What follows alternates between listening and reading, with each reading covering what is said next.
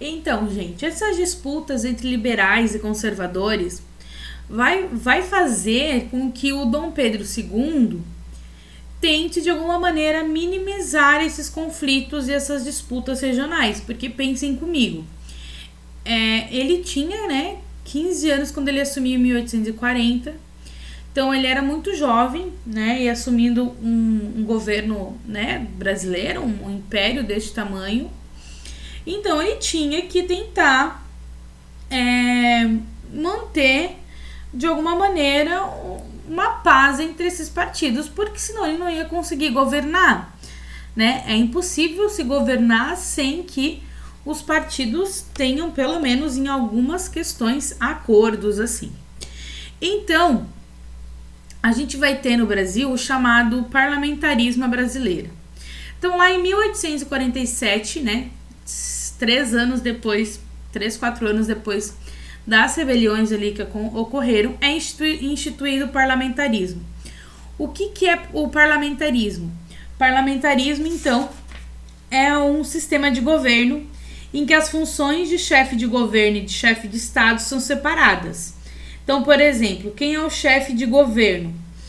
É o presidente, o rei, tá? E a gente vai ter, então, o chamado chefe de Estado, que vai ser o primeiro-ministro. Então, é o primeiro-ministro que toma as principais decisões políticas. Pensando como é um parlamentarismo de verdade, né?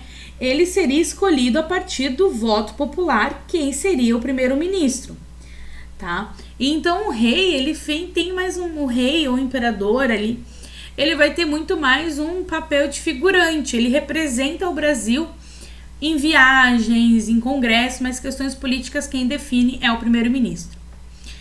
E então pensou-se em criar o parlamentarismo, né, que se criava então o cargo de presidente do Conselho de Ministros, que é mais ou menos ali o que seria esse papel de primeiro-ministro. Só que no Brasil a gente vai ter um parlamentarismo próprio do Brasil, tá? Então, o que acontecia? O imperador escolhia o presidente do Conselho de Ministros. Ou seja, o imperador, que não devia ter esse papel, que escolhia quem seria o primeiro-ministro do Brasil ou o presidente desse Conselho de Ministros. E era o ministro, e esse presidente, então, que indicava quem comporia o ministério dele. Já está errado. E o gabinete ministerial, então, era aprovado pelo imperador e pela Câmara de Deputados. Tá tudo errado, teria que tudo ser escolhido pelo povo, tá?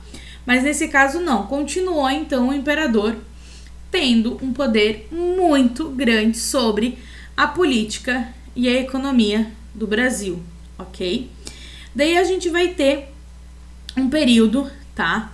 Que se cria o Ministério da Conciliação, que é um ministério que contaria então com a participação de liberais e de conservadores, e seria para tentar conciliar esses dois grupos políticos, porque eles viviam em pé de guerra. Então esse período, né, que eles vão estar dentro desse Ministério da Conciliação vai servir, sim, eles vão conseguir amenizar as divergências, e a política no Brasil vai começar a ter um viés mais conservador, porque mesmo os liberais querendo o fim do poder moderador, ele continua existindo. A gente vai ter o chamado apogeu do regime, ou seja, o momento que o regime do Brasil, o regime parlamentarista, esse Brasil imperial parlamentarista, vai estar na sua melhor forma, ele vai estar muito bem. A gente vai ter então nesse período a centralização do poder nas mãos do monarca, ou seja, do Dom Pedro II, a consolidação do sistema parlamentarista, a restrição à participação popular no processo eleitoral. Somente a elite poderia se tornar deputado, enfim, participar das questões políticas.